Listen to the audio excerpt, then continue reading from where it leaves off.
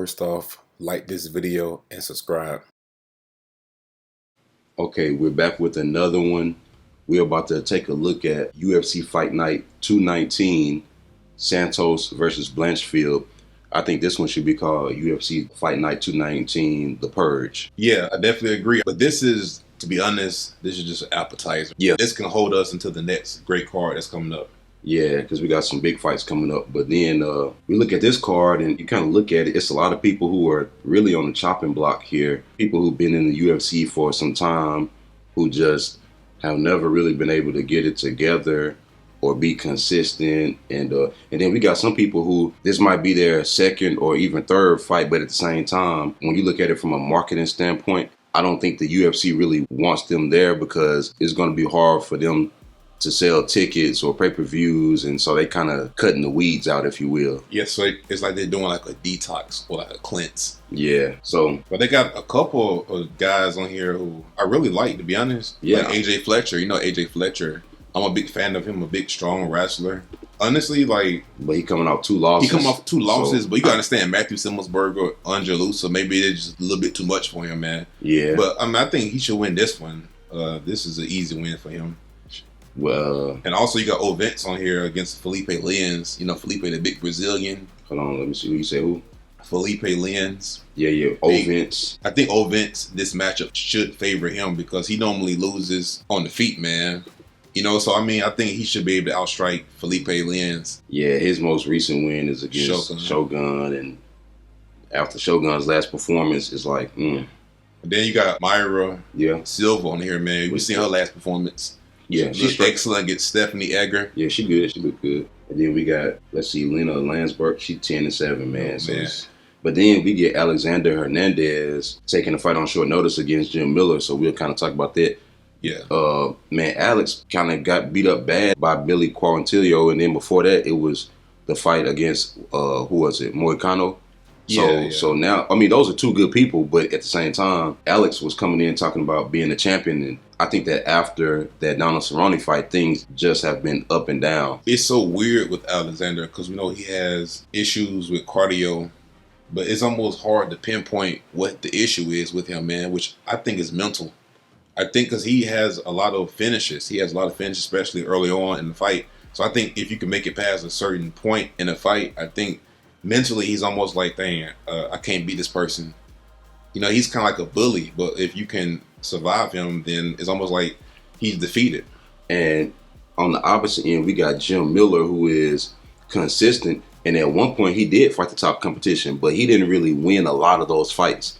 He was tough and durable, but he didn't win a lot of those fights. The Gray Maynards, the Frankie Eggers, he didn't win those fights. Yeah. Now, he was able to get Donald Cerrone out of there last time, but I mean, Donald retired after that. And I was looking at Jim Miller's record, man, and for some reason, I don't know why, but he keeps getting these people making their debuts and people who have been around but been at the bottom. And I don't understand because Jim Miller, at the very least, is mid-tier. At the very least, maybe the top of the mid-tier. And Jim is a weird fighter to gauge how good he is because his striking and stuff is getting better. Now he's knocking people out. He was known for having horrible striking, man. But he's still submitting people. Yeah, the submissions have not gone nowhere. He's so knocking people out. He knocked Eric out with 1 punch. He knocked out Nicholas with the right hand. He knocked out Eric with the left hand. He submitted Donald. So it's like... But I think he was cracking Donald before that. Yeah, he was. But he was... and they hit each other with a head kick at the same time. And that's the thing. Yeah, he did get caught with the head kick. No, but I'm saying... Yeah. Bro, who would have thought that him and Donald would be throwing a head kick at the same time and they landed at the same time in 2022? It looked like Donald landed a little bit more clean too, man. But I'm saying the fact that Jim Miller striking was able to... You see what I'm saying? It's like that's so... Yeah.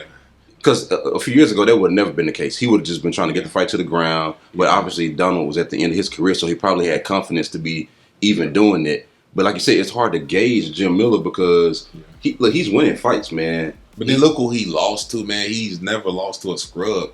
Even if you look at... But look, Joe Selecki. They're not scrubs, man, but some of these fights should have... Yeah, but Joe, he's what? 1, 2, 3... He's 3-1 in the UFC. Oh, wow. So, like, he's never lost to nobody who's bad. It's just weird, man, because at this point, Jim Miller can probably win by knockout or submission. And the thing is, he's so tough and durable, man. But I will say this, like you said, something important. Alex got a lot of quick finishes, and you just never know when it's going to happen. And this could be the fight where I would look at it and say, well, Jim Miller should be able to go in there and get this and figure out a way because he's durable. And one thing is, the mental toughness is 1,000% on Jim Miller's side. It's not even close. It's weird because Jim Miller has the heart and he has the durability, but Alexander has the finishing power. And he might actually go in there and start Jim in 20 seconds. It could happen. So what are some of the possible outcomes in your mind? Some of the things that you... I'm going to tell you one thing, though. Alexander, he needs to finish each combination with a head kick. Okay. Jim Miller said it after he beat Donna Cerrone. He said after he got caught with the head kick, he had flashbacks. So it's like, if I'm Alexander, each combination, I'm finishing off with a head kick. But I'm going to tell you this. Alexander also taking this fight on short notice. I don't know if he had another fight that he was training for or if he's just always in the gym. But I will say this. Some people with mental hurdles, they do better in short notice fights. Have you ever noticed that? Like the Sean Stricklands and the certain people, if you give them a full training camp, it's like they overthink. Yeah. But then when they step up on a week or two notice, you get a better version of them for some odd reason. So it's a lot of different outcomes in this fight. I can see Jim Miller knocking something out. I can see. And that's the thing with Jim Miller. I think Jim Miller, he has to weather the storm, get this fight to the second round. I think the chances of him winning probably go up to like 90% just in the second round, man. 100%. And then he could do whatever he wants to. Literally, whatever he wants to do. It could be a knockout. It could be a submission. It could be a decision. But the thing is, that first round is going to be very interesting. And the last thing I'm going to say is Alexander, because he won the first round against Billy, man. He just started slowing down tremendously. But Billy a dog, though. I hate to say this, man, but the way he lost against Billy, it was disheartening. It was almost like when Kevin Holland lost to Steven Wonderboy. It looked like, I hate to say it, but it looked like he didn't have nothing left. He didn't give up nothing. Like, not just in the fight, but like mentally. Like in the fight career. Like it felt like this is it. But it was at featherweight though, man. So he's back at lightweight now. Hey, we'll see, man. He 13-6 right now, so the losses starting to kind of pile up, man. But if I had to bet, I stay away from Alexander fights, man. I wouldn't bet, man, because Jim knocking people out, he's still submitting them. And then Alex, you can never really bet on him. You can never really count on him. But then whenever you give up on him, like a fight where he lose 2 in a row and you think the third loss is coming, he'll go in there and do something real impressive. Yeah.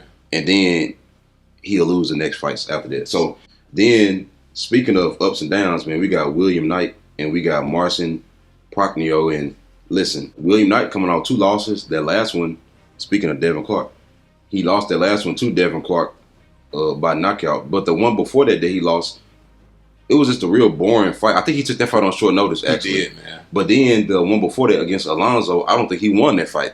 So low key, he kind of really lost like 1 and 3, right? He really lost kind of 3 in a row if you really watch the fights. And then we go back over here, and how did this dude beat Khalil Roundtree? I have no idea. Oh my goodness, bro, he got knocked out by Sam Alvey. You know what it is? When he first came to the UFC, he was seen as a deadly, dangerous striker. And I think that a lot of people was kind of scared of him. But now it's kind of like, man, I don't think that fear is there no more. I hate to say it, which I think William Knight still has to respect him. Yeah. But he's still dangerous. But yeah. And this dude, he coming from a karate background, full contact karate background. In the fights, don't get me wrong, in that sport, yeah, he's doing his thing. His striking don't look bad in the UFC. It just, he can't take a punch. That's the thing. I don't think. No, he can't take a punch, man. It's that too. It's almost like he's smaller than everybody, man. I don't know what it is, if it's a weight thing.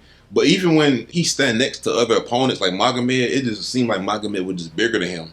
I hate to say it, man. When we were doing the research for Magomed versus Yan, and I seen this fight on Magomed's record, I was watching. This is a side note, man. Magomed beat a bunch of nobodies. I hate to say it, man. And this was one of the nobodies. Because I remember thinking, yeah, you on a 9-fight win streak, but man, like, we only know 2 of these people.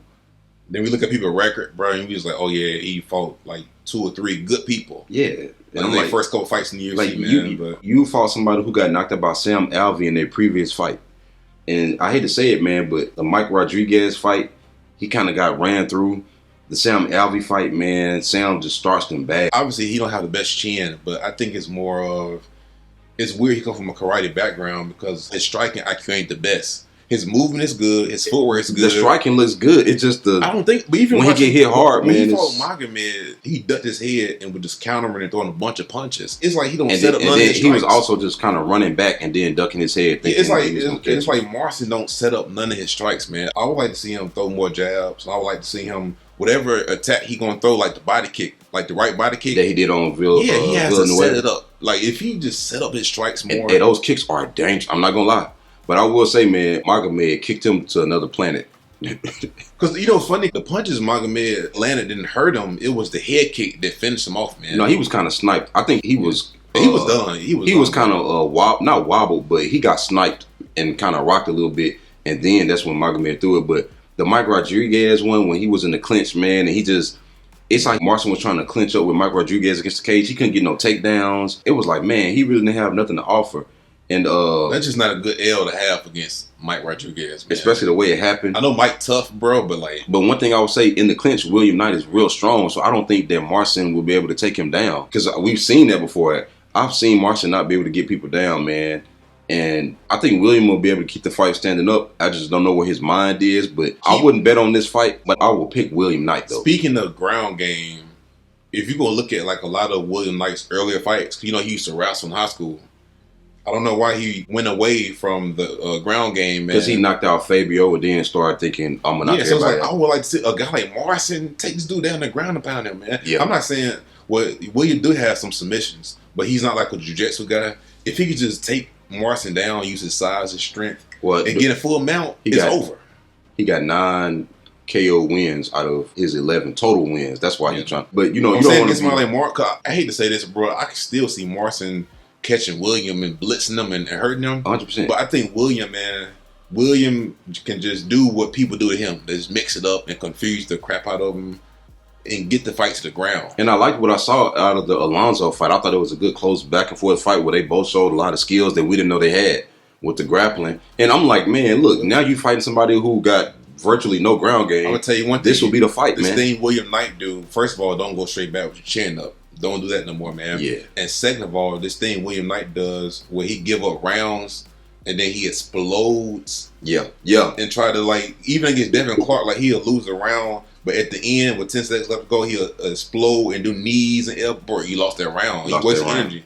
I would like to see him, like, just be a little bit more active. Yeah, that makes sense. Throw a jab, stop, just everything don't have to be a knockout. Yeah, but I'm rolling with William Knight on this one, man. I don't know how, but yeah, hopefully he get fights to the ground. He should. I think they gave him that fight for a reason because he did have some good fights, some exciting fights. Then we got Josh Parisian here and Jamal Pogues, man. And Josh Parisian, his last fight, I said that was going to be the worst fight in UFC history. Yeah. And I was wrong because that turned out to be one of my favorite fights of the whole year.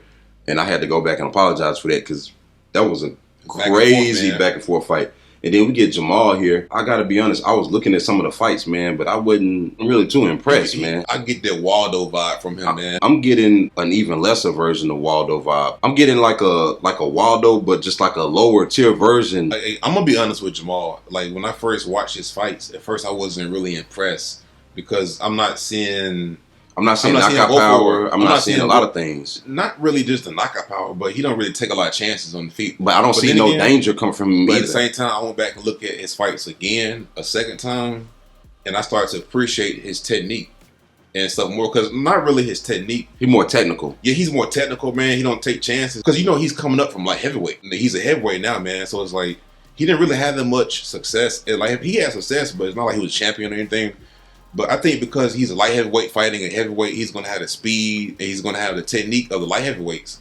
I mean, obviously, like, there's no way he can hurt Josh. I hate to say it because Josh is a big, strong, natural heavyweight, man. Too durable, man. But I think Jamal can outpoint him. I think this is an easy win. I think Josh is going to wear down on Jamal, man. He's just going to walk him down. And you want me to tell you how you're going to do that? Because Jamal ground game is non-existent. Bro, when he got hit, when he fought Alex Polizzi, and remember how Alex picked him up and did that? But I know Josh ain't that level of wrestler. Yeah. But then remember how he tried to reverse that takedown and then he tried to do a switch and then he ended up getting heel hooked. How you go from getting almost taken down to trying to hit a switch to getting heel hooked all in 10 seconds? Yeah. And I know people improve, but when he fought against Paulo Renato, that fight was mostly on the feet on the contender. And that fight was a little closer than what you might see from the decision, especially in later on in third round. It was a little closer than what you might think, but I think that I saw a ceiling for him in that fight, and I hate to say that because he's not a bad fighter, but I just saw a ceiling, and I think that Josh has too much experience because Jamal makes fights closer. Jamal makes fights closer than what they have to be. The guy came back in the third round was speeding him up. He almost won the fight. Yeah. You know, so it's like against these guys in the heavyweight division in the top 20, you got to finish them. And I'm looking at how Josh Parisian lost to Dontel Mays, who a good Dontel Mays showed up. And a good Dontel Mays can beat a lot of people if we can get him in there consistently. But look at how he had to fight him to do that. And that ain't. But one thing we ain't talking about. The most important thing is Josh striking. Man, that man striking is terrible. Jay's non-existent. But it's a thing. What I'm saying, but he throws a lot of spinning and wild Hail Mary strikes. I know, man, but we've seen him, like, for instance, the fight with Alan Badeau. Alan was getting in him, man, and then he was able to survive all that knockout power. And we know if Alan ain't got nothing else, he got knockout power. Is that like a once-in-a-lifetime type of performance? Or is that no, he's done that. I mean, he kind of had a tough fight with, I don't know if you say Roque or Roque. I don't know how you say it. Is that Roque? Well, I think it's Roque. He had a tough fight with Martinez, man, and Josh falls into that category of big heavyweights who you think would have a lot of knockout power, but they don't for some reason. But once they can grab you and start wearing you down, they can get you real tired when you got to carry their weight and you scrambling back and forth. And just basically with the Alan Badeau fight, I think that'll happen here, man. Especially he don't have to worry about actually getting knocked out. I'll be very surprised if he got knocked out here. But I'm not picking. I wouldn't bet on this fight personally, but I'm leaning more towards Josh just because, I mean, your ability, man. He's been here before, so I'm leaning more towards Jamal. I'm not making a prediction either. Low confident Jamal by decision. Low confidence Josh Parisian by whatever you want. Whatever you want. But then we get down to Jordan Wright, who surprisingly is still sticking around. But I actually like Jordan Wright's fights, but he only got 2 W's in the UFC, man. That was against Isaac Villanueva, who is somebody that got finished by, who kicked him? Marcin. So that should let you know. And then he got a win over Jamie Pickett. But it's funny because all these other fights that he lost, he was actually winning up until he lost. That's the funny thing. You know what's weird about Jordan Wright? He has all the tools on paper, but some kind of way he loses these fights. No, he has all the tools even in the fight up until the last 10 seconds before he loses. Bro, he was beating Joaquin Buckley. He was beating Bruno Silva. He almost knocked him out. I don't know about the Joaquin Buckley one, man. Joaquin put it on him. No. At the end, he put it on him at the end, but Jordan won that first round. Because remember, Joaquin had just knocked out old boy with the kick. Yeah. And he didn't come nowhere near landing that nothing on Jordan at the beginning. Then he almost knocked out Bruno Silva. Then he did good against Marc-Andre Barriault. Then he did good against Dusko and then got tired. I'm like, man, it's a cardio thing or something. But then he's fighting Zach Pauga, who is the finalist in the Ultimate Fighter. Finalist, against Muhammad Usman. And Zach was winning until he lost. It looked like he was just about to take a boring decision. And that's why I think they made this fight, because they kind of want to get one of these guys out of here. I hate to say it, because Zach, first of all, both of these are cool guys. I'm not talking about them outside of the cage. They seem like real cool guys.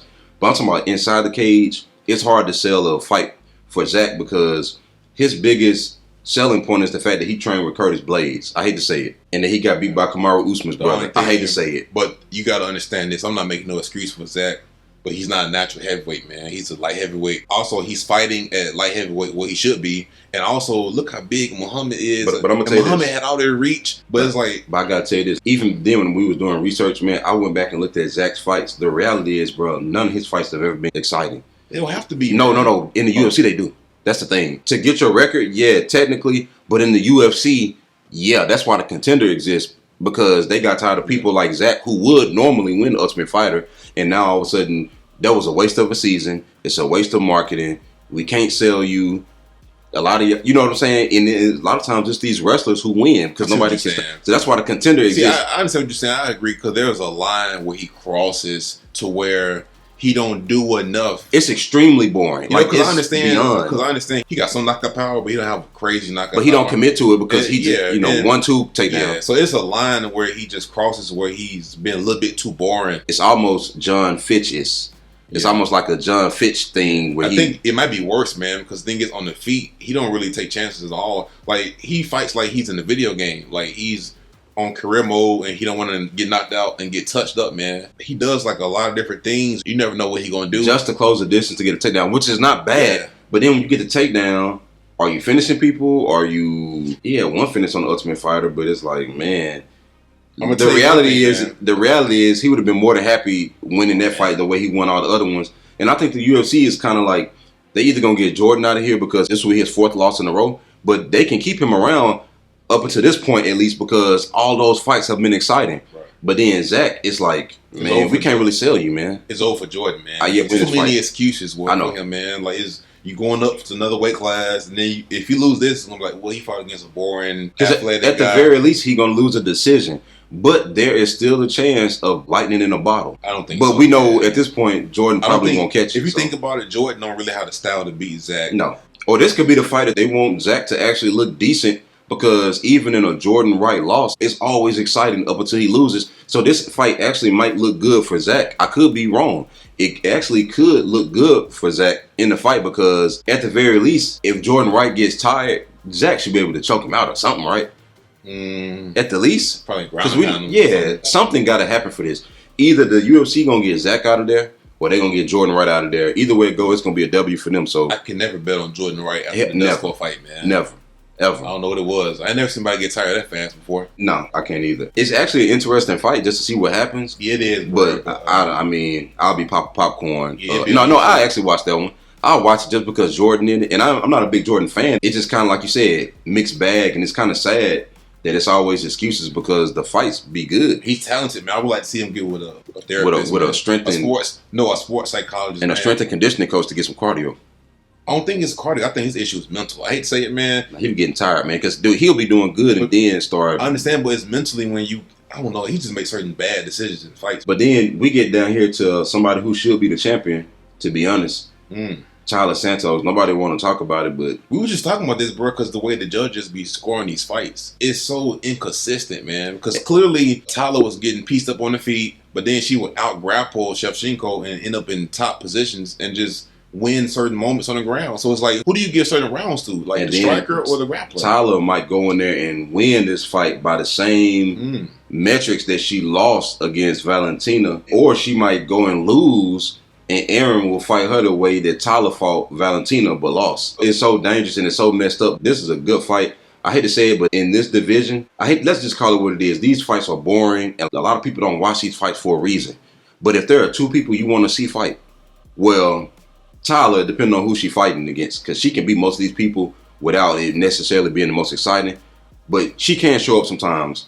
But if there's a person you want to watch fight, it's Erin Blanchfield. This girl is on another level. You said she the female version of Khamzat? I believe she's like a female version of like a Khamzat. She reminds me of like a Michael Morales, bro, almost. See, I disagree with what you said with Taila Santos. A lot of her fights, a lot of nothing happens. She just gets people in the clinch. That's why I said it depends on who she's fighting. If she can go get a quick finish, I said she can win and dominate, but it ain't the most boring. It ain't the most. I see what you're saying. But I said it depends on who she's fighting though, because there are some people she go in there and she could just get them out of there real quick. But some of these girls, the other girls that she fought, they're not the most dangerous, but they're real durable. You might not go in there and knock them out or submit them, but you can beat them down for 3 rounds. Of all people, she out-grappled Jillian Robertson. Of all people, man. This is a weird one to call, man, because if I'm Erin Blanchfield, I'm keeping this fight on the feet. As crazy as it sounds, she's 100%. Crazy. Because you got to understand, man, because even Shevchenko was taking her down, ended up on the bottom, man. Like, I think... No, but the ground game, the advantage clearly goes to Erin Blanchfield. The ground game? Yeah. If she gets Taila on the ground, this fight over with. No. She got to avoid the ground game. Taila, take that back, bro. The fight be over. Dude, Taila done took people back and didn't do nothing with it for 3 rounds. But Taila can control her, though. The difference is Erin is a killer on the ground. Erin got to fight smart. This is a title shot. You can't take that type of chance. And the best way for her to win is if the opening is there. I wouldn't say force it. Because I think she had the advantage on the feet. I think Erin... Who, Erin? Yeah. Yeah, she do. But I'm saying that's why she got to keep the fight on the feet. If the fight goes to the ground, it got to be on her terms, because Erin is a cold-blooded killer. But I'm gonna tell you one thing. You look at Erin's record though. If you look at her record, man, she got 5 wins by decision. So she's dangerous. We seen her do head kicks and stuff like that and knock people out. And we know she's dangerous on the ground as far as the submissions. We saw what she did to Molly. But at the same time, Erin can get that decision too. But has Erin ever fought in a 5-round fight before? That's what I'm thinking about, because we know that Taila has. So that might play a factor, but. Especially when you start getting tired. I think this is a dirty fight, because the reality is Taila deserved a rematch because she should have won. And now they're making her fight Erin Blanchfield, who they know Erin. You made this prediction a long time ago. You said Erin can dethrone Valentina. So now they're making Taila fight somebody who arguably could beat Valentina. And it's just a dirty fight for Taila. So it'll be interesting. But she took this fight, though. So, I mean, she accepted it. But she know that's her only path back to the. It's to the weird. Like, I want Erin to win this fight, but I just got a feeling that Tyler's going to win this fight because of the experience. Yeah. Like, even if Erin put together a game plan, which I don't think she will, I think her pride will get the best of her, and she'll try to get the fight to the ground and make a mistake. But I think if Erin can put together a game plan, keep the fight on the feet, use your footwork, and avoid them big shots, because Tyler do got some knockout power. Yeah, but she ain't never knocked nobody out in the UFC. So I wouldn't overly emphasize that. The Joanna fight, when she hurt Joanna, and that's the only person. That's the only person that she did it to. I hate to say it, but you know, like I said, when I said she cherry picked who she do stuff to, that was the person she cherry picked. But Erin, she definitely has to be careful. But Erin, at the same time, if she can control the fight on the feet and then at the same time mix in the takedowns intelligently, I think Erin would do good for a while. But I think at some point these rounds are going to be real close because I think she's more supremely talented than Taila, but Taila a little bit more boring and will do what it takes to win the fight over 25 minutes. At some point these rounds are going to be real close. I think it might be a split decision, if not a finish. It's going to be a split decision for somebody, or it's going to be a finish for Erin, man. That's my take, but who knows? Either way it go, I would like to see Taila get another title shot because I think she deserves one, but I would like to see Erin contend because, to be honest, man, these Valentina fights kind of boring too. So, what you think? Well, what do I think? I like both final prediction. Final prediction. I like both fighters. I don't know, man. This is a 50-50 fight, man. Yeah. You don't know. I told myself I wasn't going to bet against Erin no more, man, after her last couple fights. Taila Santos and Molly McCann, though. Well, if you could take down Miranda, man, you definitely can take down Taila. Sometimes you can lose a round by going for a takedown and end up on the bottom. That's how Shevchenko. Erin IQ is another level, man. You got to realize we're not talking about the regular fighter in general, men or women. We talking about a special talent here. She almost reminded me of like what we thought Rory McDonald was gonna be. Yeah, you know what I'm saying? So yeah, I'm gonna roll with Erin.